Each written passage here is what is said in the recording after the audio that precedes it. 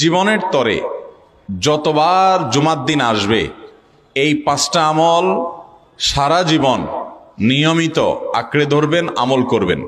যারা নিয়ত করতেছেন হাত তোলেন। বৃহস্পতিবার সন্ধ্যা থেকে শুক্রবার শুরু হয়ে যায়, আবার শুক্রবার দিন যে রাত যখন শুরু হয়, সূর্য যখন অস্ত হয় শুক্রবারের, তখন কি বার শুরু হয়? শনিবার শুরু হয়। অতএব আজকে বৃহস্পতিবার দিবাগত রাত চলছে, এর মানে এখন আমরা কোন দিনের মধ্যে আছি? শুক্রবারের মধ্যে আছি। সূর্য অস্ত যাওয়ার সঙ্গে সঙ্গে শুক্রবারের মধ্যে আছে। শুক্রবার বা জুমার দিন, এই দিন সম্পর্কে কোরআন এবং হাদিস থেকে ঘেটে আমরা 14টা আমলের কথা একটা লম্বা বড় ভিডিওতে বলেছি। আজকে সেখান থেকে আমি সংক্ষেপ করে এই 14টার মধ্যে আবার অতি গুরুত্বপূর্ণ 5টা আমলের কথা বলবো ইনশাআল্লাহ। কয়টা আমল? 5টা আমলের কথা বলবো।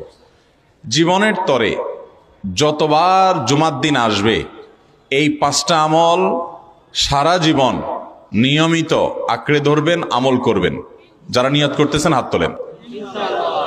আল্লাহ আমাদের সবাইকে আমল করার তৌফিক দান করুন। আল্লাহ আমাদের সবাইকে কবুল আর মঞ্জুর করুন। নাম্বার 1, সবচেয়ে বেশি যেটা করতে হবে পরিমাণে জুমার দিন, জুমার রাত, বৃহস্পতিবার সন্ধ্যা থেকে নিয়ে শুক্রবার সন্ধ্যার আগ পর্যন্ত পরিমাণে সবচেয়ে বেশি করতে হবে যে আমলটা, সেটা হলো দুরূদ শরীফের আমল। কিসের আমল?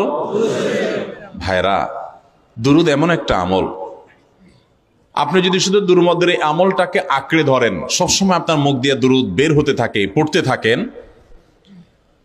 তো নবী করিম সাল্লাল্লাহু আলাইহি সাল্লামের ভাষ্য অনুযায়ী, তার ওয়াদা অনুযায়ী, ইদান তুকফা হাম্মুক ওয়া তুগফার যামবুক, তোমার যত পেরেশানি আছে নবী সাল্লাল্লাহু আলাইহি সাল্লাম বলেছেন এই সব পেরেশানি দূর করার জন্য এই দুরূদের আমলটা যথেষ্ট হবে ইনশাআল্লাহ। এবং গুনাহ মাফের জন্য এই দুরূদের আমলটা কি হবে? যথেষ্ট হবে। নবী করিম সাল্লাল্লাহু আলাইহি সাল্লাম বলেছেন, মান সাল্লা আলাইয়া মাররাতান সাল্লাল্লাহু আলাইহি আশরা, যে ব্যক্তি আমার প্রতি একবার দুরূদ পাঠ করবে, আল্লাহ রাব্বুল আলামিন তার প্রতি 10 বার রহমত নাজিল করবেন। কয়বার রহমত নাজিল করবেন?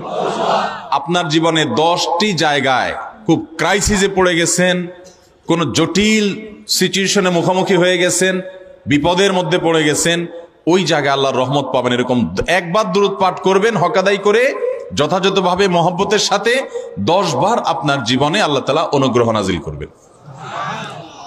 নবী করিম সাল্লাল্লাহু আলাইহি ওয়াসাল্লাম বলেছেন, আকসিরু আলাইয়া মিনাস সালাতি মিন ইয়াউমিল জুমআতি ওয়া লাইলাতিল জুমআহ, তোমরা জুমার দিন এবং জুমার রাতে আমার প্রতি বেশি বেশি দুরূদ পাঠ করবে, দুরূদ প্রেরণ করবে। ফাইন্না সালাতাকুম মা'রুদাতুন আলাই, কারণ তোমরা যে দুরূদ পাঠ করো এটা আমার কাছে পেশ করেন আল্লাহর ফেরেশতারা, এবং রীতিমতো নামধাম সহকারে আল্লাহর একদল ফেরেশতা নিয়োজিত আছে। তারা বলেন, আল্লাহ, হে আল্লাহ রাসূল, আপনার অমুক উম্মত, অমুক অনুসারী, আল্লাহর অমুক বান্দা পৃথিবীর অমুক প্রান্ত থেকে, অমুক দেশ থেকে, অমুকের সন্তান, সে আপনার প্রতি দুরূদ পেশ করেছে জুমার দিনে, জুমার রাতে বা অন্য সময়ে।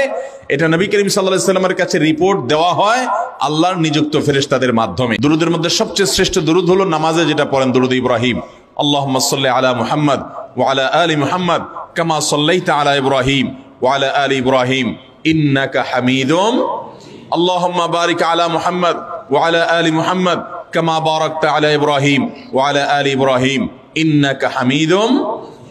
তাহলে দুরূদের এই আমলটা, এটা করার জন্য আল্লাহ তাআলা এমন সহজ করে দিয়েছেন যে ওযুর প্রয়োজন নাই।